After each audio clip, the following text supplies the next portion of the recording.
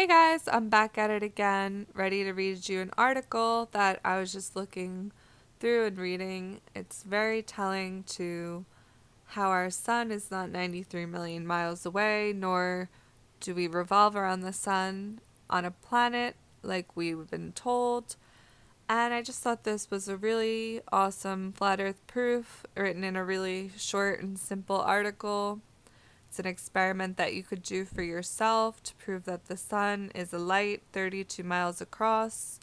Of course, we don't know 100% what the sun is, but we can measure from its shadows and from its rays the distance and the size of the sun's diameter itself can be proven with an experiment. And I will read you this article so you could share it with others and bask in the truth of the flat earth and its knowledge that is staring us right in our faces.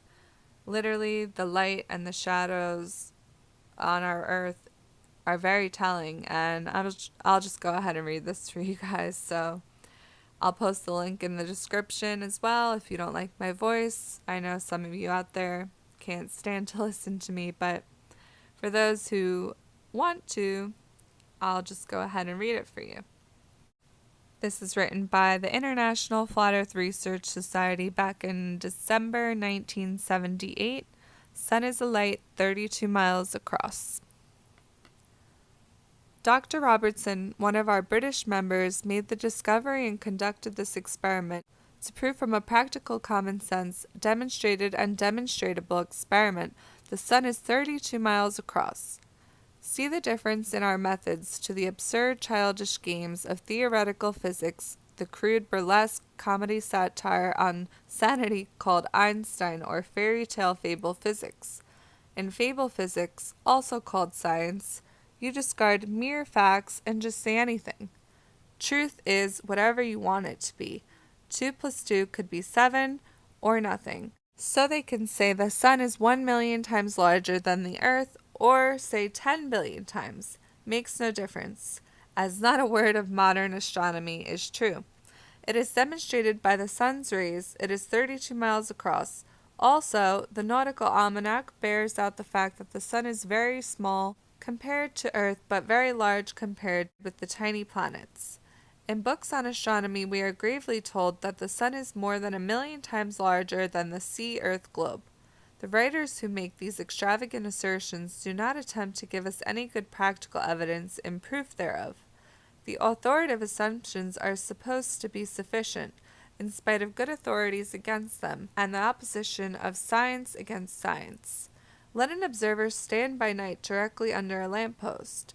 The light above him will cast no side shadow. If he moves northwards, his shadow will fall towards the north, and if he goes south, his shadow will fall southwards. If the light were extended by a number of feet above his head, say for 10 feet, then on the observer moving that distance underneath, he would still see no shadow. That is, the vertical rays of light would cast no shadow for a distance equal to its own extent. Now apply this reasoning to the shadows of vertical objects cast by the sun's rays. In northern latitudes, the shadows fall towards the north, and in southern, the south. The declination of the sun varies from the Tropic of Cancer, 23.5 degrees north, to an equal declination south of the equator, the Tropic of Capricorn. Between these extremes, the sun is always at noon, directly overhead in places with altitudes equal to its declination, the variation in which is the cause of the varying seasons. In these places on land or at sea, the sun casts no side shadow at noon, and it has been found that this phenomenon extends for 32 miles, so that the column of the sun's vertical rays is 32 miles across in every direction, a distance equal to the length of the solar diameter. And whether we take the surface of the sea as curved or horizontal, there would make little difference to the diameter, as may be seen on referring to figure 20.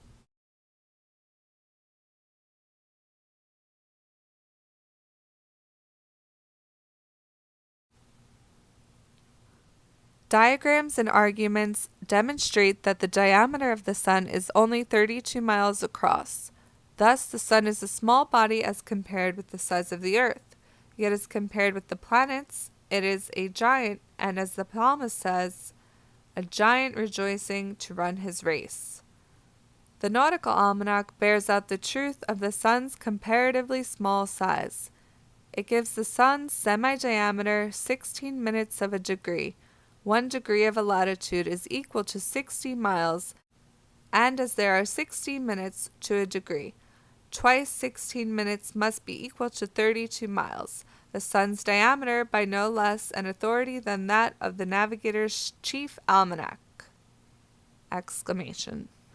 So yeah, I just thought I'd share this quick little article with you guys, and please do share it.